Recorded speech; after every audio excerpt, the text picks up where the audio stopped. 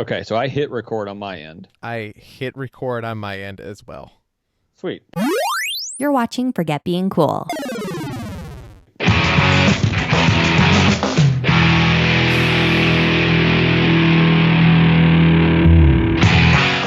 It's Forget Being Cool for May 13th, 2020. My name is Dave Moore. Joining me, of course, is my main man on the internet, Johnny_Casino. Dave, we've gotten to the point where we can't even have a conversation before the show starts because whatever we talk about might as well just go into the show. I mean, that's what people are tuning in for, I think. So we might need Twitter to confirm this for us. Yeah, I mean, as we discussed last week before, or last episode 4, whenever it was, you don't come here for necessarily the content. It's for the banter because that's really all we bring. We haven't brought anything substantial to the table since the reboot of Forget Being Cool podcast. Yeah. So here's the thing, though, Dave. Yes. Last episode, we did the more pop, less flop test run. You better remember the name of the greatest segment we've ever come up with.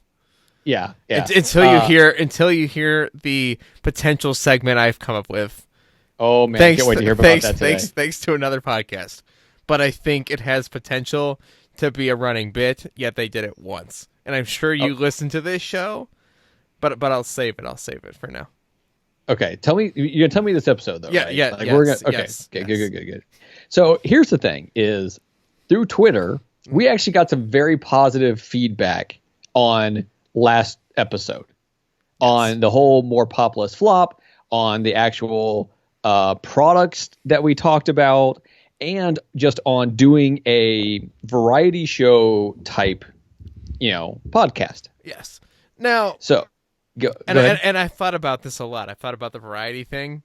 Yeah. And as much as I agree it's a variety show, I think what's a finer detail there is the sketch comedy aspect of it, despite the fact that neither one of us is very funny at all.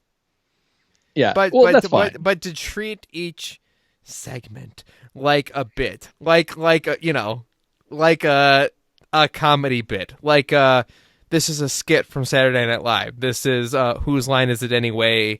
Improv session. You want to hear my favorite bit? My favorite bit's called "My Child's Trying to Bug Me When They Know I'm Recording." Yes, open the door, please. Well, welcome to being on Forget Being Cool. What can I help you with? Did you ask your mother who's not recording right now? No. Then why don't you ask her? It's fine with me, but now I'm going to require you to ask your mother and take the cat out. Take the cat out. Bye, Munchkin. That's Dave. Bye, Munchkin. I don't think that's going to be a recurring bit on purpose. Can I? There's potential. Speaking of ice cream, you want to talk about ice cream for a minute? Sure. I'm not I like ice cream, most people like ice cream, right? But it's not something that I normally want. It's not. It's not something I crave. It's something that somebody says, "Hey, let's get ice cream." It's like a 50-50 shot if I even care that we're getting ice cream normally. Oh, I mean, that sounds like a sad existence, but okay. I didn't say I didn't enjoy it. I just said that I don't usually crave it. I crave salt. Salt is my weakness. Okay, I'll send you a salt lick for your next birthday. This global pandemic thing, though, has made me want ice cream. So have I bought an absurd amount of ice cream recently? Yes. Have I ate an absurd amount of ice cream, like multiple gallons of ice cream since this whole thing started? Yes. Is that normal for me? No. Have I also lost 20 pounds since this thing started? Yes. So how do those two things go together? I don't. I just want to acknowledge the fact that I've ate 3 gallons of ice cream. They're gallons, right? The tubs are gallons. Yeah. I should probably know this. The big round tubs are gallons. Yeah. I've ate 3 gallons-ish of ice cream since this global pandemic has started. I've lost 20 pounds since the global pandemic has started. So I was actually wanting to talk to you about this recently. Uh-huh. I had that written down on my little list of things to talk about.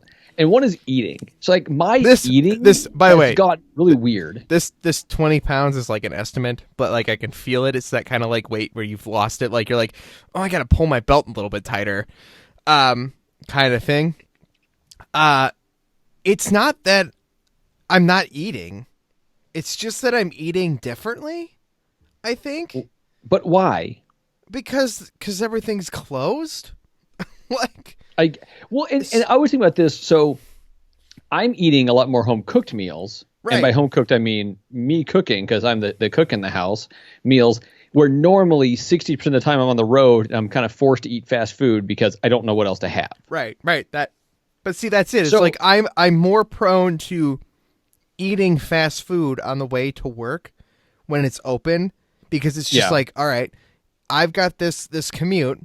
I have to leave at this time to make it no matter what. Like, I won't make it to the time I have to hit the time clock, but I can stop at this point and eat, McDonald's or this pizza place or Subway or whatever. Like, there is the option to stop. And because I'm not eating any of that, like, I take like a sandwich with me to lunch, right? Yeah. But that's not normal for me anymore. Like, I ate sandwiches growing up my whole life. I basically ate, the cafeteria food like twice all the way through grade school.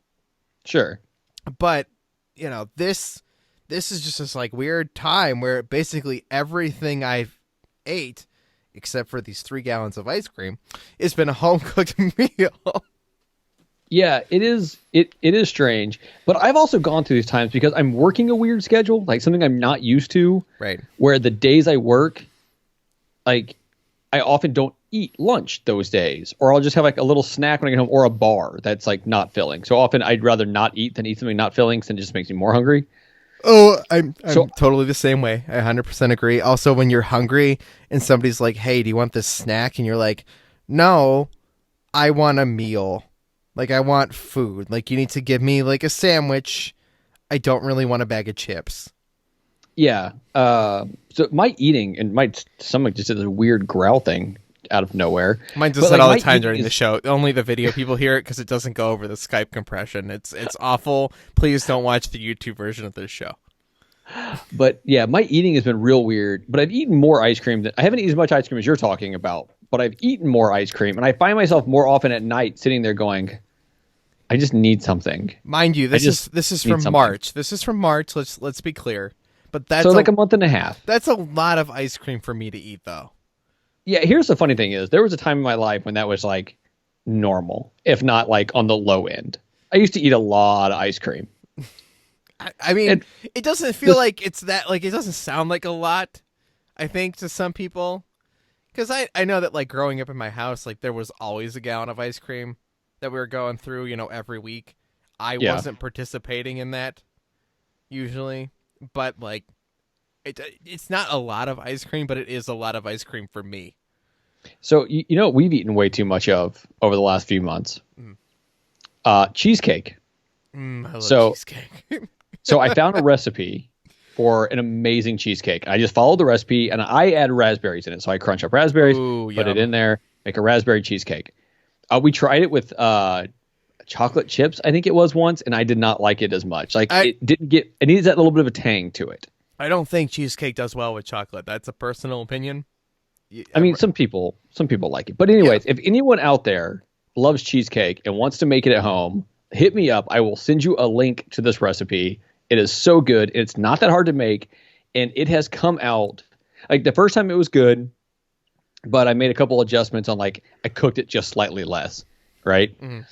And the second time we tried a different pan, so it was a little bit weird, and it had the chocolate in it. But then, like, the third, fourth, and fifth time, yes, I think I've made 5 cheesecakes in the last 6 weeks. And this makes me feel better about my ice cream intake.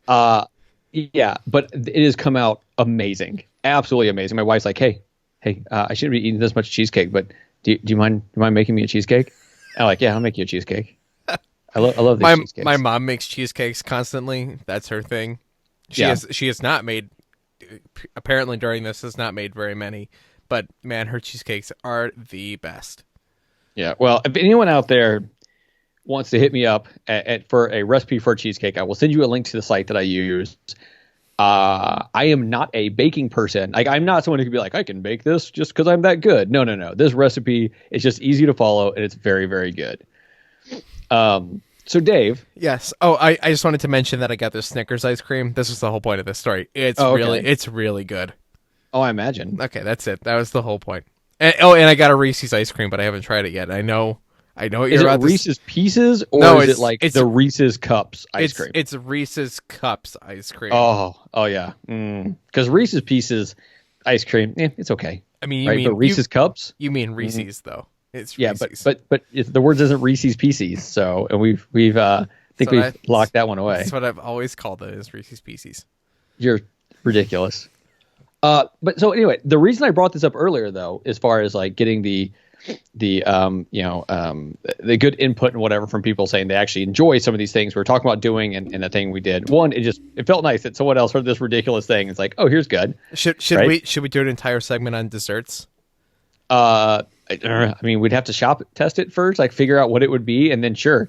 So two questions have come up. Oh, first of all, actually, I was recording earlier with good old Chelsea Capri. We're recording our parenting podcast that we still do. I don't know if anyone listens at all, but we still do it. We're recording that, and then after we got a recording, we're just talking for a minute, and Sean comes in the room. So Sean was talking to me, but like couldn't hear me responding to him because Chelsea had on the headphones. And but what he was telling me was basically that he really enjoyed the More Pop Less Flop, and that he thought that the variety show, or whatever we want to call it, is a great idea. And like Sean is like deep into podcasts, and so he's one of those people, like his opinion, means as much, if not more, than just general opinions. I mean, our opinions mean nothing.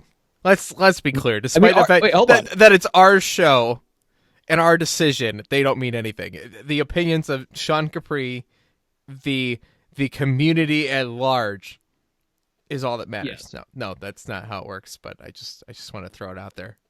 So here's the two questions. Yes. One, do we get, as hosts of this new show, the host of this variety show, do we basically get a hot take type thing that we can use if one of us is like, I have this amazing idea, and the other one of us is like, oh, I don't think so, where the other person just has to do it at least once anyway? Like, are we going to just... so not so much as a hot take, because I don't want to steal anything from the Nintendo. No, but from it was, Megadeths. But it was the only thing I could think of where it's like one person says it and the other person's not allowed to argue it against it. All right, hold on. Question. I just want to confirm I understand what you're saying. Okay. Is if I have a segment idea that you completely disagree with, as a thing we should do, I have what per time period to say, no, we're going to do this segment? Now here would be the requirements for this. Okay. The person that thinks it's a good idea has to truly think it's a good, fun idea. Not just here's something really, really stupid that's going to be terrible. Like they have to like, oh no, I really want to do this. And the other person has to be like, okay, I'm going to do it, and I'm going to give it my best. Right? See, and we're going to try your hardest. This is the problem with this argument, though, is I agree with you that we should have that ability. The ability to say, no, I think I've got this really good idea, we're going to do it, at the same time as the other person who's involved in that bit is responsible for making it good too. And if they're not... If you listen to... This is the perfect example. This is the podcasting guide to whatever.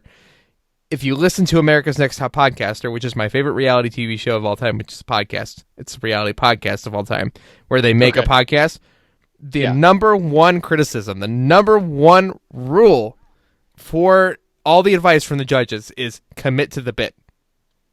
Yes. So the problem with doing a segment show with somebody who doesn't commit to the segment is those segments are doomed to be bad because the other person wouldn't be committing to the bit.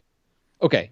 Do you feel that if I had an idea, we're going to use my G.I. Joe, whatever, we act like we were two of the people in it and we're talking about it. We're going to use that for an example. Okay.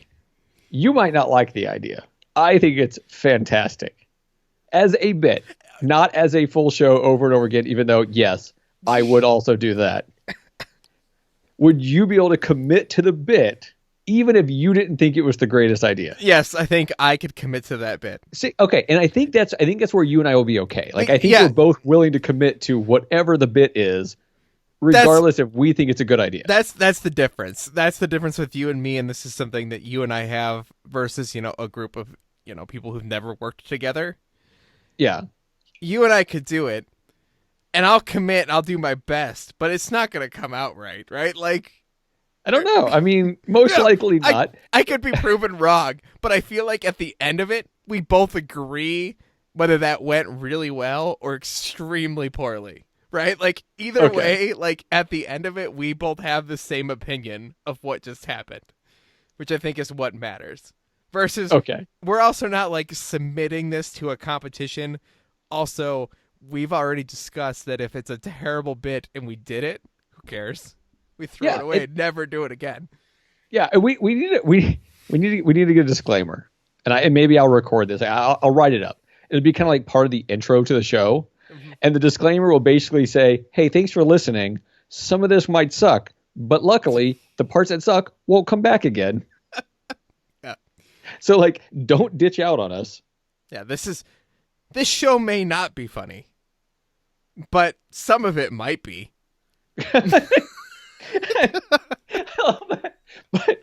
but some of it might be funny. Yeah. Oh. Hi, John.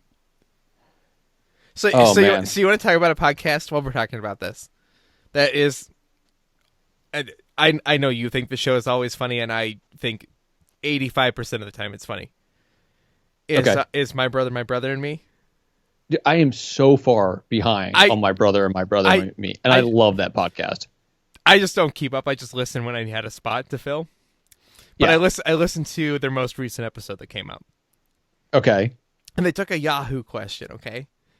Okay. And it was because they just pick random questions from Yahoo Answers or whatever. Yeah, well, people submit the questions to them most of the time. Yeah, well, the person's question was, if I walk through a car wash, will it kill me? And and part of me was like, that's a really stupid question, but these guys are funny. They'll go along with it, right? Yeah. And their conversation they had, John, was about how, like, would the pressure from the hoses kill them? Probably not. Like, does at the point if you get to the hot wax, like if you get to the waxing part, like, are you so beat up from being hit with the rollers that would just kill you? It's a pretty good thing. Okay, this is a pretty good bit, right? Okay. The idea that spawned, though, from it was, will it kill me? As a segment. Oh. So, okay. So we take... Wait, hold a second. First of all, are you writing down these different segment names? Yes, absolutely. You have a list of this. Yes. So you have the one from last time, which was... it might be funny or not, who knows, or whatever it was that I had. Funny or not, who knows. Yeah, okay. We don't know what that show is yet, but it's going to be a segment. It might be the whole name of the show. But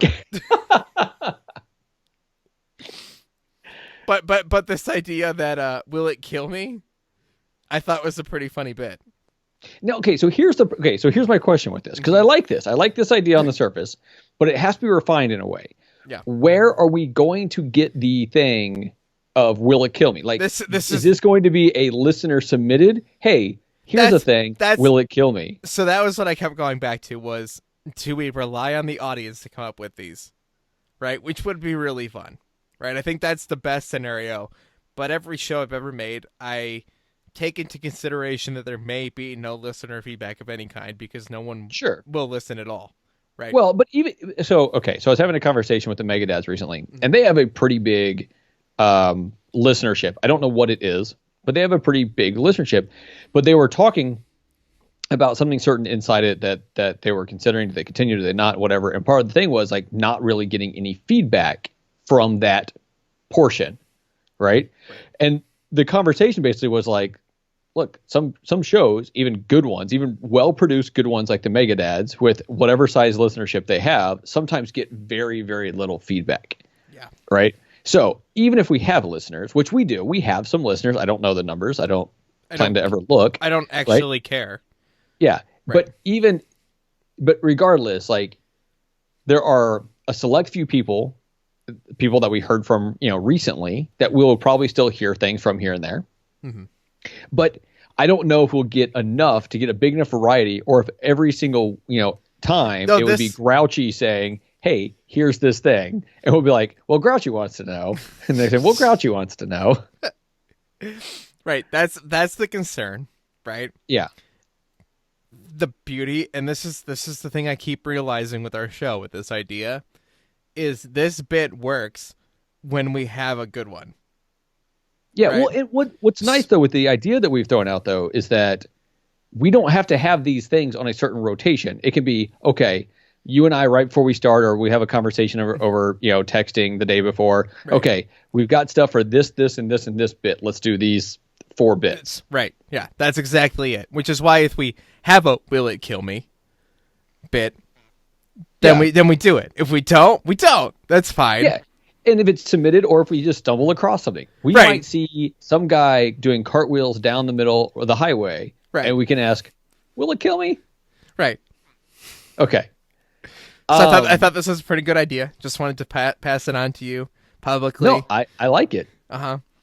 We need our jingle expert. We need her to send me a Will It Kill Me jingle.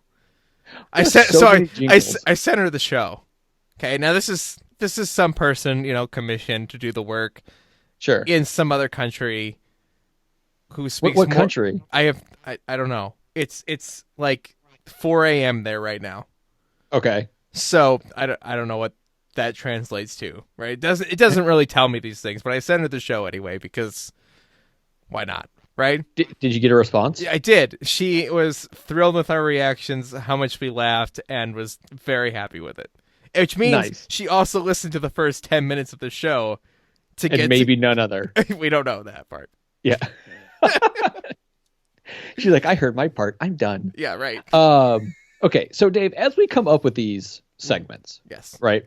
John, I think we're too. You did it wrong. What? Oh, sorry. These segments. Yes, there we go. I don't think we will try to pilot an entire show of one segment. No, I don't think that's going to happen. No, I think we learned our lesson with that.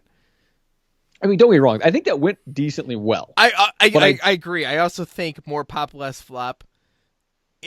If I was a less experienced podcaster that was just trying to make new stuff right now, I would have strongly considered doing that show the way we did it. Yeah. But I also realized that it would do better as a, once in a while thing. Yeah, a segment. Segment.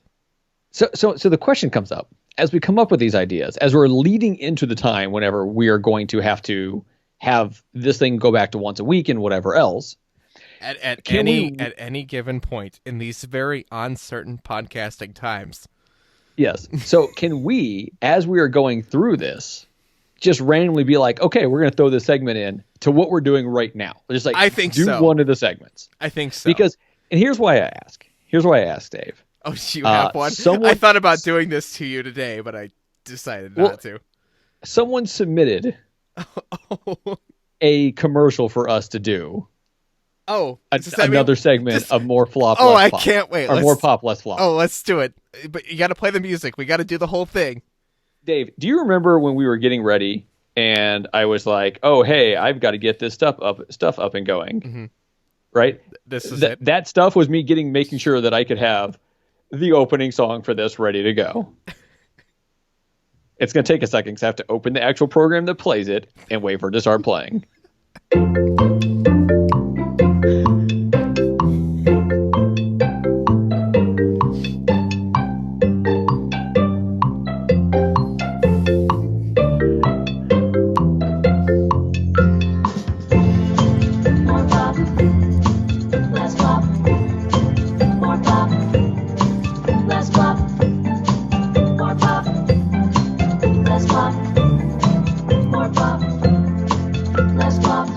It's More Pop, Less Flop with me, your host, Dave Moore. Joining me, of course, is Johnny Casino. This is the show where we decide whether your favorite childhood memories are a total success or a pop, or if they are something you wish you could forget, an entire flop. Hi, John. Hi, Dave. Okay. So this came to us from one Grouchy Surge. Of course it did. That's why you used Surge as our example for our previous yeah, segment. Definitely. So the product is not something I remember ever hearing about. I don't know what this is. I'm going to share my screen with you so that you can watch it as I do it. Okay, I'm ready. Okay. Now, I told him I had no idea what this was, and his response was, when you'll watch, this was my junior year of high school, and I made my parents buy me one for Christmas. Okay. So as a junior in high school, he made his parents buy him one of these. Okay. That means you're probably like, let's just put an age on that, like probably 16 or 17 years old. Yes. Okay. Okay, so I'm going to go over here to share my screen. We're going to share this one. Start sharing. Okay, so you see my screen good? Yes. All right, you ready, Dave? Here we go. Jibber jabber is a little clown. His fuzzy head wobbles all around. Give him a shake, that's all it'll take. See what Jibber jabber's got to say. You don't say. Yep. Jibber jabber knows every place. If I can do to you blue in the face, shake him around, all around town, and hear him make a jibber jabbery sound.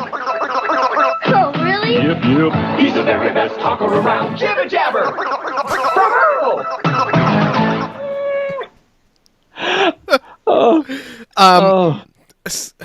You know, every time this man sends us something, I question his sanity further and further every time.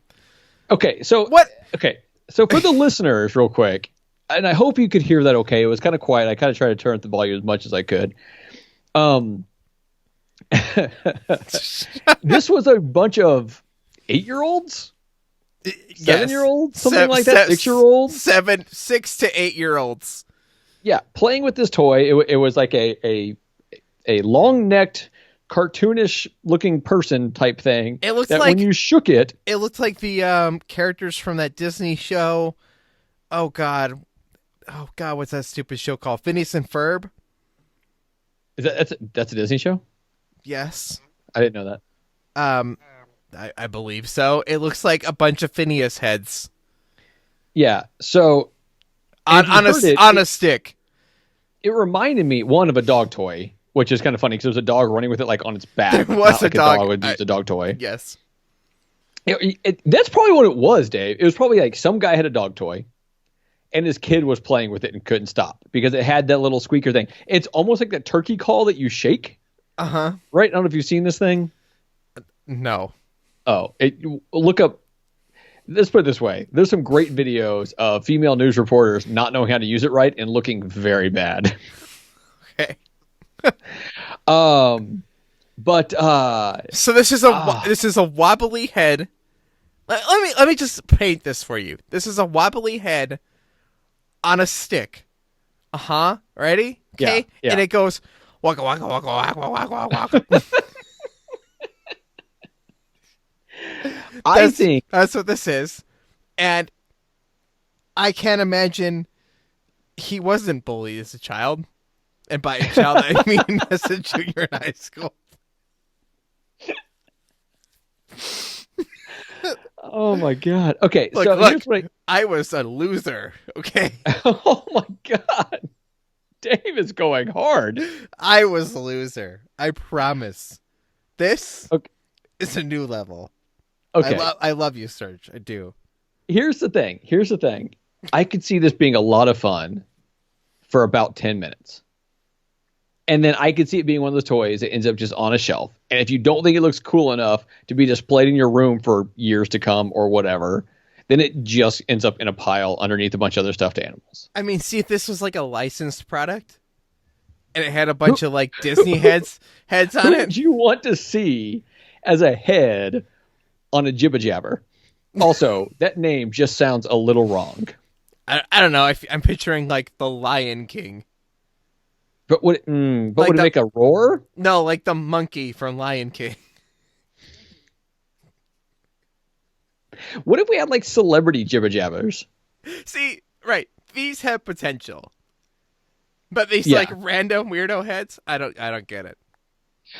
Do you think they ever tried to make like a cartoon out of this? I mean, it's from 1994, where cartoons are what sold toys. I'm sure there was a cartoon. I'm not going to look. If not, there was an extended commercial. Yeah, that would be great. Okay, Dave. Pop or flop? Is this a question? Pop or flop? We got to give it the rating. It's definitely a pop or a flop. I'm sorry. Almost said pop there. It's a flop. Anyone who thinks otherwise now, as we always need to look up, John, can you still get these? Oh man. Yeah, so this is the problem with my setup is it puts my keyboard slightly too far away from me when I'm typing. And now it makes it harder to get on Amazon because we got to remember, this is a thing to remember whenever this becomes a bigger segment. Always have Amazon open so I can look up ahead of time. Does this thing happen? So GIBBA, Jibba Jabber toy. Amazon does not sell them. Yes, You can shocking. search for them on Amazon. Like it preloads it in there, but it just gives you a bunch of other worthless toys, like a skip, hop, pull and go monkey submarine baby bath toy. Yeah, see, no, this is a flop. I don't understand the entertainment value. This thing has potential, but I know as a parent how many times you give your kid a toy that's funny, makes them laugh for about 10 minutes, and then ends up at the bottom of a stack of toys. This is my question. Is how much did it cost then? Oh, I am not looking that up right now. I'm going to guess $15. Let's just take a guess. I mean, that might be a high guess. I feel like if it was anything above that, not only was Serge the only person in the world who had one, he was also the only person who wanted one. That's possible. Dave, I have to give a little pause here to the humor that is more pop, less flop, and say if anyone out there hears a tugboat in the background, my daughter, whose room is right above my office, has decided to practice bassoon right now. Now, I have talked to my daughter about things she can and cannot do when I'm recording. For the most part, they can do whatever they want. Bugging me and knocking on my door, especially when their mother is around, that's not on the okay list. Playing bassoon right above my head, also not on the okay list. So, we will be talking about that later. If it's any consolation, I can barely hear it. Okay, I heard we'll it. See. I can hear it, but barely. All right. Well, on that note, this has been More Pop, Less Flop. I'm Dave Moore. That's Johnny Casino. We don't have real Twitters for this show. You can't follow it anywhere, and you can't send emails to morepoplessflop@gmail.com. So please don't take that email address. We'll see you guys soon. Less flop, more pop, less flop, more pop, less flop, more pop, less flop. So I was not prepared for the outro music there at all. I noticed. I noticed you weren't. I was like, oh wait, John's playing the music. Oh wait, I'm supposed to say stuff before they start singing. So Dave, yeah. How did those guys do? Like, how did they do presenting that one? Oh man, see, that was a rough one. They shouldn't have taken a listener submission. I think that's what you're wrong. Listener submissions are obviously doomed to be always flops because they're just gonna get sent this weird shit, and if they get sent weird garbage. Okay. I think you're wrong. I think listener submitted ones are actually a great way to go. I think the problem was they are still working out kinks on how to do it properly. So they should have had Amazon or something up ahead of time. They should have had something that told us how much the thing originally cost. I like that idea. Also, is it still for sale? That stupid redhead guy should have been aware that pulling up Amazon on his co-host's computer was going to be a pain in the ass. Probably shouldn't have asked him to do something that would have slowed the show down. It really messed with the flow. Yeah, it did. It did mess with the flow. But those guys are still working out the kinks on this one, and I think it's going to be. I think it still has good potential, and it's still going to be a recurring segment on the segments. Hi, John. So Dave, there you go, Dave. You pulled it off. So John, do you want to lean on a crutch for a moment? Sure. When I bought Super Mario Maker 2. Did you? Yeah, I gave in. Okay. I don't know why. That's the thing I have it to play, although I'm still completely addicted to Animal Crossing and only have time for one game in my life. But I still bought it. Okay. The other thing I wanted to talk about though is Tony Hawk Pro Skater 1 and 2 got announced today, and I am so excited. Yeah, I saw that. So I was looking up, and we've talked about this whole like arcade cabinet and the other things you can do with these Raspberry Pi 4s and all this stuff. And I was looking, I was like, you know what? I want to see a PS1 game run on it. I want to see an N64 game run on it, stuff like that, right? And test these things out. Oh, please tell me you booted up the N64 version of Tony Hawk Pro Skater, which I have actually right here. So I didn't do that. I was actually going to look for the PlayStation version of it, but I couldn't find what I was looking for, right? And so I don't have, but that was that was like the one game I was going to be like, I just want to see how it works. And Tony Hawk was like the franchise I wanted to go back to, but I also wasn't sure which one. I've heard maybe 2 or 3 is the best, maybe 2. So I played all of them. Sure. Did you play the like 5? No, I did not. Okay. No, I did not. I heard it was terrible. I was excited when I saw that it existed, and then I found out that it was terrible, and then I moved on with my life instead. Okay. Well, glad I didn't waste my money there. And pretty much everything since Project Wasteland, American Wasteland, has been awful. Absolutely. I mean, there was that Wii version that came with the board. You could. Tony Hawk Ride and Tony Hawk Shred are not good games, Sean. Move on with your... I've never played them. I bought Tony Hawk Ride. God, as a concept, sounds really fun. The last Tony Hawk game to release that was good was Tony Hawk Downhill Jam on the Wii. Okay. Which was a downhill racing game, and it was not as like a Tony Hawk Pro Skater. It was a downhill racing game, which is just up my alley. Okay, so I got to ask you something dealing with Tony Hawk. Oh, I'm sorry. Right. I had to answer your question, which is what we were talking about a second ago. My personal favorite Tony Hawk game is Tony Hawk Pro Skater 3. Okay. I think that's the one I was trying to get a copy of to try this out. And we need to come back to this arcade cabinet talk in a minute, because I have a update-ish type thing to give you on it. But let's talk about Tony Hawk for a second. Oh. If I look back at my life and think one thing I wish I had put effort into that I did not, it would be skateboarding, right? Mm-hmm. It's something I could have potentially excelled at. I was never going to be a basketball star. I was most likely never going to be a football star. I didn't like soccer enough. Skateboarding is something I always enjoyed, but I did not have anyone else around me that skated. Everybody around here skated. And their consistent, like, I'm better than you at everything is what, like, pushed me away from doing it, because I was never very competitive. I have very good balance. I'm very good at skiing. Like, I say that, but, like, I mean it. Like, that is something I've been good at.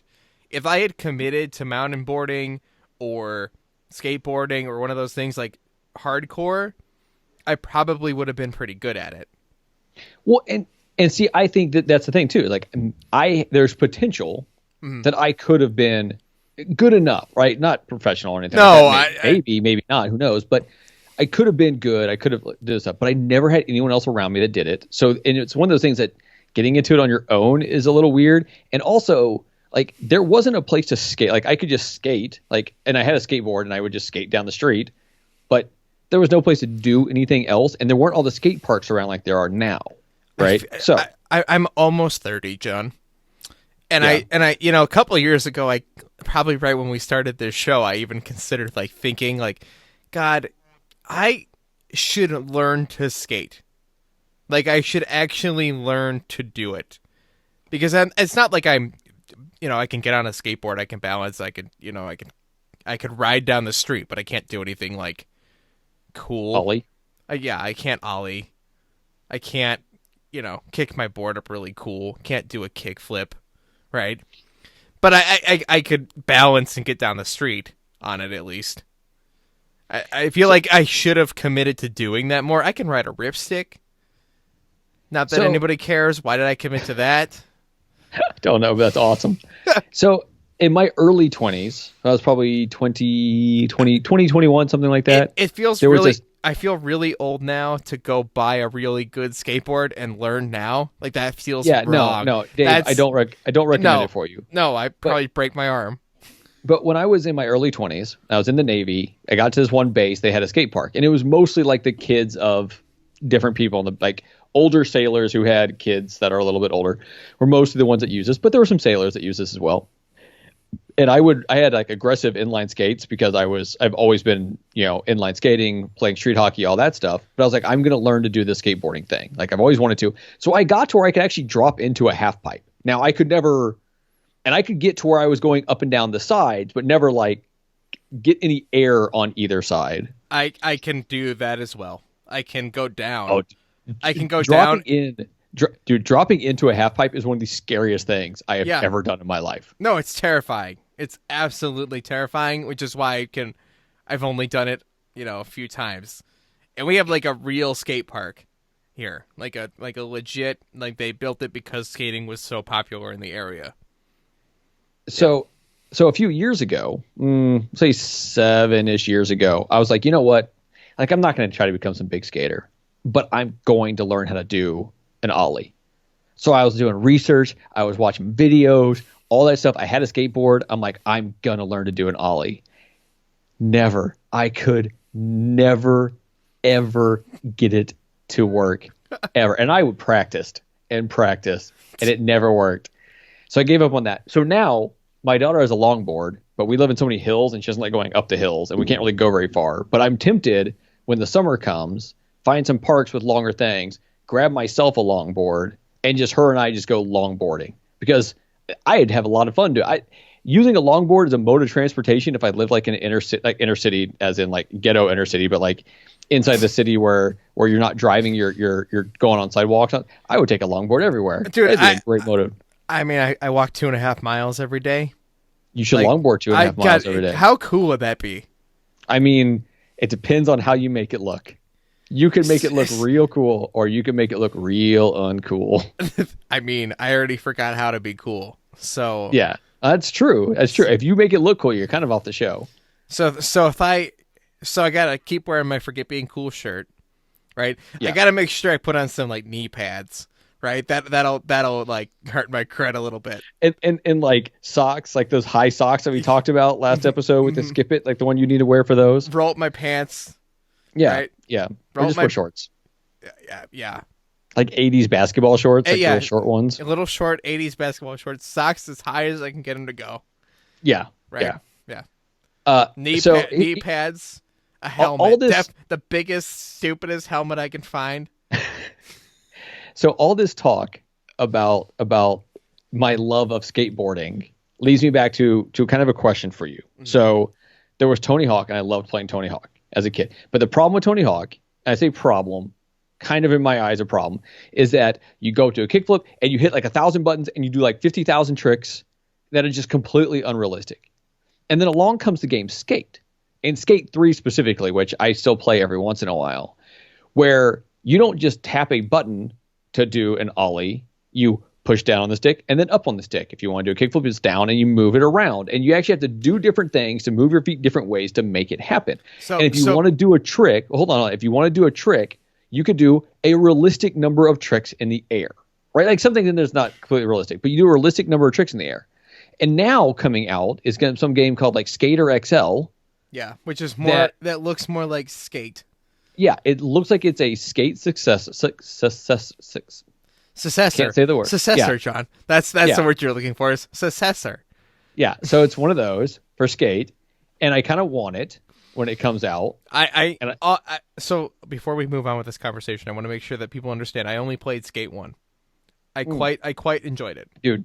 Play Skate 3. I think it might be on Game Pass or something like that. I'm not sure. Play Skate 3 because the guy that teaches you, the coach, whatever, is Jason Lee, the actor Jason Lee, who was also a small-time professional skateboarder before he was an actor.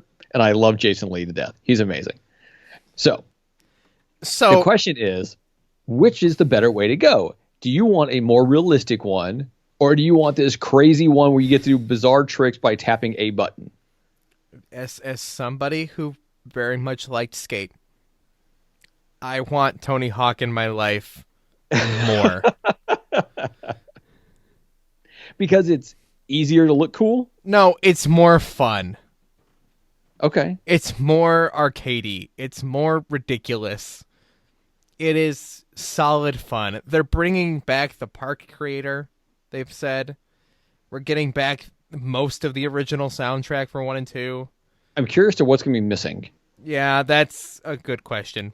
There are definitely songs that every time I hear them, I only know the first like 15 seconds of the song, and I know it because that's how long it would take me to wipe out and restart whatever that part of Tony Hawk was. Right. And it would always start the same song at the beginning of the thing. I'm so excited for that game. It's going to be $40. It's a budget title. It looks gorgeous. It actually looks like it's going to play decent on like Tony Hawk HD or Tony Hawk Pro Skater 5. Yeah, no, I'm definitely getting this game. I haven't decided if I'm going to pre-order it and get it right away, or if I'm going to wait a couple months. I'm pre-ordering as soon as that warehouse demo is available. So here's the thing: that's actually a good idea, but I do also want it physically. So if I can pre-order it and still get a code to where I can play it, or I can just order it digitally. I don't know. It's Tony Hawk. It doesn't matter. Here's what yeah, exactly. It's Tony Hawk. Stop caring. Here's my opinion of that, John. Okay. Because Activision is just doing everything right lately for me. Crash Insane Trilogy, Spyro, Crash Team Racing, right? They're hitting all the right notes, all the nostalgia buttons they can. Okay? I'm going to buy it, pre-order it on Xbox One X because it'll look the prettiest on my Xbox One X. Right, 4K. 4K support on Xbox One X. Oh, that's right. It does have 4K support. I don't have an Xbox One X. I have an S. And eventually, so today I heard my son talking to his cousin, and my wife actually heard him and then told me what he said. But apparently the word she heard was, "Yeah, my dad's really cool. I probably don't even have to ask him for that. He's just going to buy it." And I went in there and I knew what he was talking about. I was pretty sure. I was like, Ryan, what were you referring to? And he's like, the new Xbox. And I'm like, yeah, I'm going to buy that. I want my kids to say stuff like that. That's great. Yeah, no, that's how I meet the cool list because I like video games too much. So no, I'm gonna buy it on Xbox. I'm just gonna pre-order it to get that warehouse demo digitally. I don't care. It says digital pre-order. When they eventually announce the Switch version, I will buy it. They will? Oh, I know they will. They're putting everything on Switch. It's just it always comes out like a year later. Oh, okay. Well, if that's the case, then there's no reason to wait for it, right? Right. No, you don't wait for it. Don't wait for the Switch version. Just buy it on Xbox digitally. Get that warehouse demo. Maybe we can play it online together in that demo, which would be awesome because I'm sure that Superman will be like the first track they play, right? And I'm gonna be so hyped because this is a game they could screw it up, but they can't screw it up like they did Crash. Like it's not the same. Yeah, no, I think it'll be fine. It'll be good. But here's the other thing, too. Pre-order it, play the demo, and if it sucks, cancel your pre-order. Right. Absolutely. And I think that's... I would say don't pre-order it just to play the demo and then cancel your pre-order. But if it sucks, cancel. Right. No, and the fact that they're going to give us that demo tells me that it's not going to suck. Yeah. Because otherwise they do that. Now, when it comes to Switch, I'm going to buy it physically on Switch because guess what? Tony Hawk portably will be super fun. That's true. The same way that I own all the Crash games, all the, Crash Insane Trilogy, Spyro Reignited, and Crash Team Racing on all 3 consoles. I have it on Xbox, PS4, and Switch, all those games. I'll probably have Tony Hawk on everything too because somebody's going to be like, "Hey Dave, can we play Tony Hawk multiplayer online on PS4?" And I'll be like, "Sure, I guess I'll give Activision another $40 because they keep making great games." And so what is a $40 budget title? I end up spending $120 on it. Do I regret it? No. So here's what's funny is like, you say that people are going to like message you about playing games online. There are 2 people that message me about playing games online. You and Andy. And that is it. Like no one else messages me about playing games online. Maybe I've just turned down too many people too many times and you 2 are the only ones still resilient enough to keep asking. See, this is what it is, all right? You and I are going to buy it on Xbox, okay? Yeah.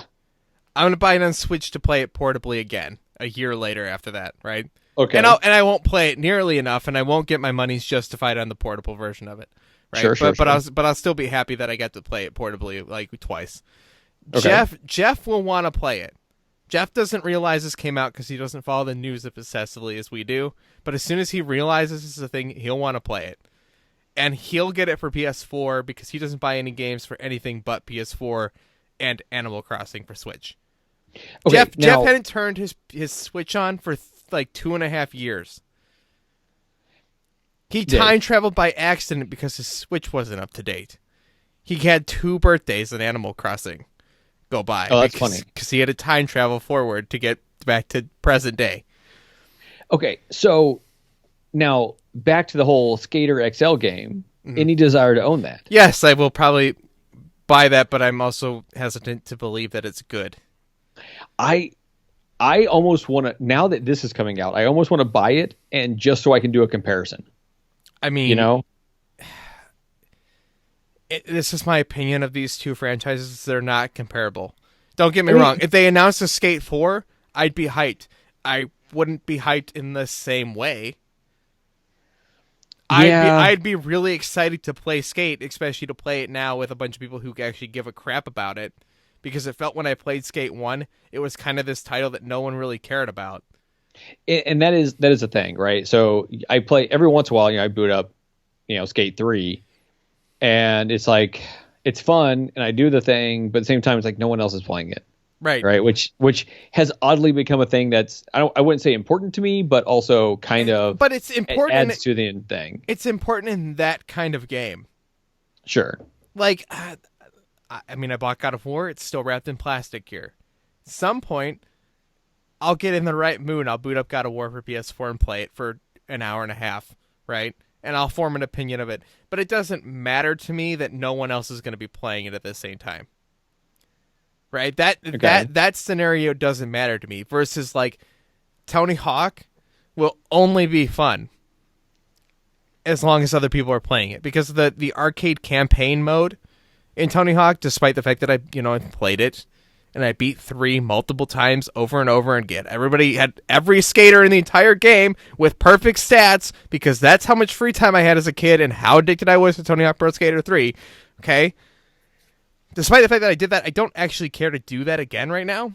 Like, I don't care about going through the campaign, air quotes, right? Like, I don't care about getting all the skate letters. I don't care about completing the challenges. I just care that I have all the parks, right? Yeah.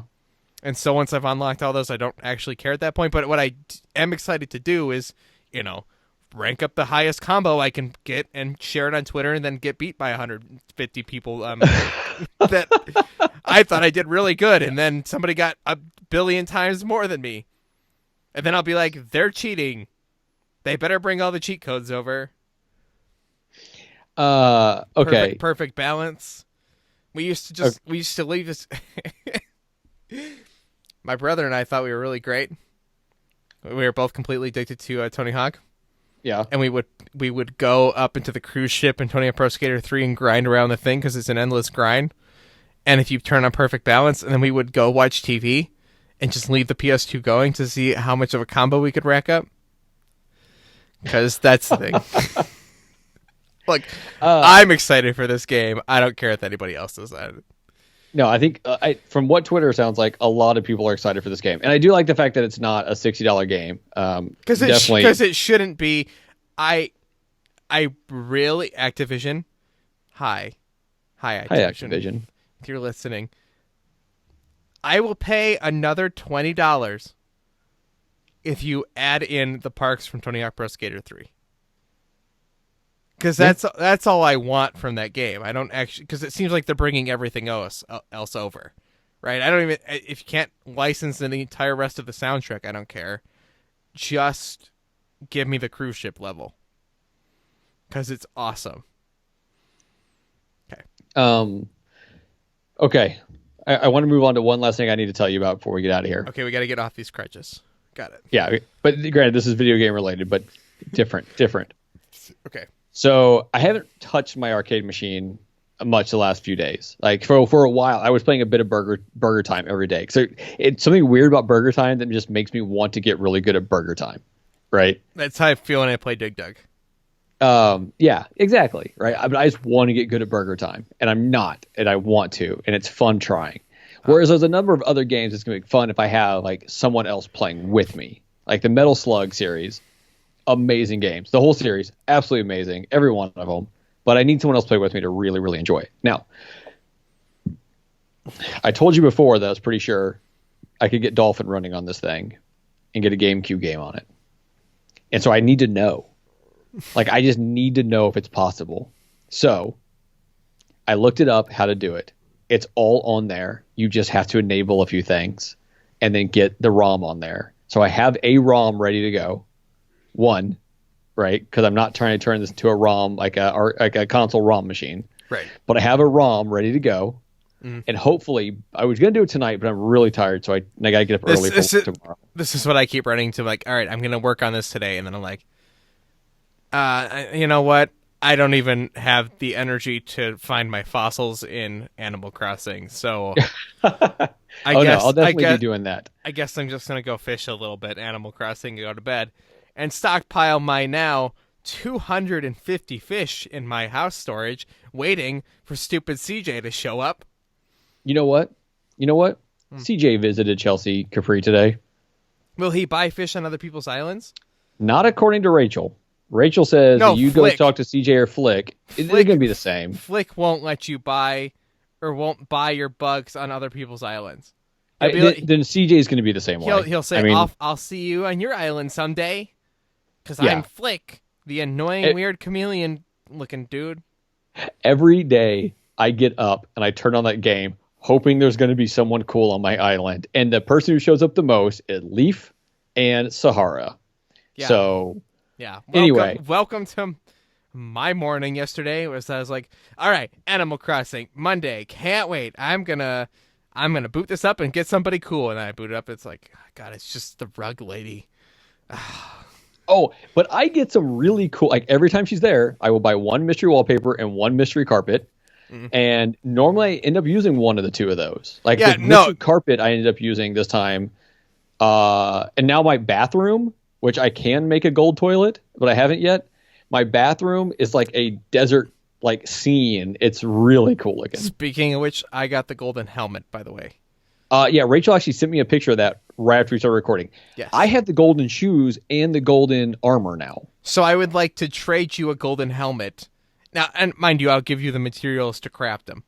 Right. Yeah, well, here's the problem is I am very low on gold. Yeah, I am too. This is why I would like to give you a helmet when I get enough gold in exchange for an armor. Although, if that means I have to send you the gold nuggets to make the armor and the shoes, that's fine. But I will give you a helmet.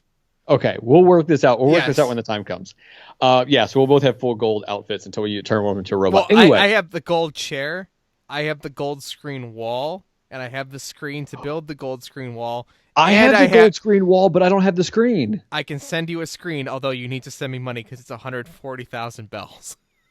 Jesus. Okay, we'll talk about this off the show. But I have the gold flooring too, so I can build this gold room with a gold chair and my gold armor. Oh my God, that's too much. So, Dave, but here's the whole thing I was going to tell you is I have a ROM. I only have 18 golden nuggets, so don't get too excited. Okay. So I have. Hopefully tomorrow. I got to work in the morning, maybe into early afternoon. But my plan is to get this thing set up, get this ROM on there, and play. Wait for it. GameCube Animal Crossing. Because it's the first one I came across that I was like, I don't have this, and I want to try to see how it works. Which, by the way, the ROM size, the ISO file or whatever it is, very small. Not that big. Yeah. No, it's not. I was shocked. I was absolutely shocked. Okay. Make sure you have plenty of memory card space. True that. But here's the thing: I don't plan on doing this much. I have Animal Crossing for GameCube. I keep thinking I should boot it up, but I keep realizing I don't have a memory card. I don't have one of the big GameCube memory cards. That's a good point. Oh God, that could screw me bad. I don't know. Anyway, I don't know how that works on emulation. That's completely different. Yeah, that's probably true. Anyways, the point is, I plan on trying it out, just seeing if it works. I cannot think of any GameCube game that I'm like, I really want this, and I don't have it and can't just play it. Right. But I have to know. I have to know, can I play a GameCube game on my Raspberry Pi 4? So I seriously doubt it, but good luck. The video, I saw a guy doing it. not every game worked perfect, but some of them worked really great. So that's why that's another reason I chose that game. Is like a game that was like lower end. The other one I found. I think you underestimate how much power Animal Crossing takes. Well, we'll find out, won't we? Because the other game I was going to try it on is Mario Strikers, which I do not own Strikers on the GameCube. I own it on the Wii, but the Wii version isn't as good. Anyway, Dave, that is all I've got. I'm done. That is everything. I got it all. I brought it all. Will it All kill? right. Will it kill me? More pop, less flop. Yep. Funny or not, who knows? Funny or not, who knows? What else we got here, John? That's our 3 segments. That's our 3 segments that we have so far. We need like 20 of them before we dive into this thing full time. That's really good because by Friday we'll know if we're doing this show for one more week or not, and every Friday we will find out how much longer we're doing this show. Nice. That's how tight this will get. John, this has been Forget Being Cool for May 13th, 2020. I never thought I'd say 2020 on the end of a podcast. It just kind of felt like I was never going to do that again. And now I'm saying it, and it's weird, and 2020 is just weird. It's a weird year in a lot of ways, and I used to think it'll be the weirdest thing to say, not to think about how weird the year was actually going to be. That's it. That's all I have to say. Follow Johnny_Casino. You can follow me at Tell You Dave. You can follow the website and the show at Forget Being Cool. You guys can send your emails to forgetbeingcool@gmail.com. I might check it someday. I don't check my regular email. Who thinks I'll check another email? You know, that's the thing. Leave comments on the YouTube videos. Oh, John, I had one more thing. Okay. Tell me you're still recording. I have not stopped recording it. You will know, trust me, every episode you will know when I'm done recording. I wanted to issue an apology to a spam commenter. Was he not really spam? He was not really spam. Although I don't understand what's going on YouTube right now. So there's all these spam comments that come in from these YouTube channels that like they comment and you go to their channel, they don't have any videos, but they have like a recommended channel at the top of that. You click on that one and it's like the same logo and you go further and further and further and deeper and you get to at some point like a channel that has 307,000 subscribers, but they're not even like a real person and you're like, I don't understand what this is. Okay. That's the whole thing. But I'm getting so used to these comments, and they always write, "Will you be my friend?" I don't know why this is a spam comment. I'm assuming that's like the new sub for sub because probably like sub for sub is like gotten banned on YouTube. Okay. Probably by saying that this video has been blocked or whatever. Anyway, there's a guy that commented named Jim Anderson, and he commented on our last episode like 6 hours before the thing published. All right. And he was like, great content, looks super fun. And I was like, here's another stupid spam comment.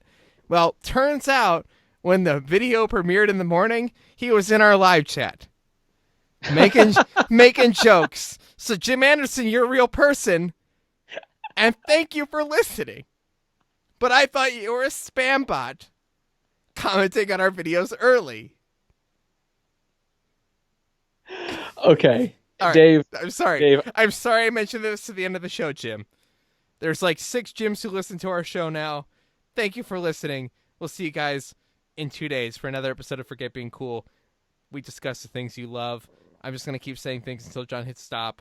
No, Dave. I have something to leave you with. Because, Dave, I will leave you with this. Stale smells up here often come from down there in your carpet. Smells from your dog and tobacco too. Well, Shake and Vac from Glade is here. It's all you have to do. Do the Shake and Vac and put the freshness back. Do the Shake and Vac and put the freshness back. When your carpet smells fresh, your room does too. Every time you vacuum, remember what to do. Do the Shake and Vac and put the freshness back. Shake and Vac in 3 fragrances. I wonder how many fragrances you shake and vac. I hit stop as soon as the thing ended, so I did not catch that. Sorry, they get it if they watch us on YouTube. Bye, YouTube. For more great discussions, hit that subscribe button or visit forgetbeingcool.com.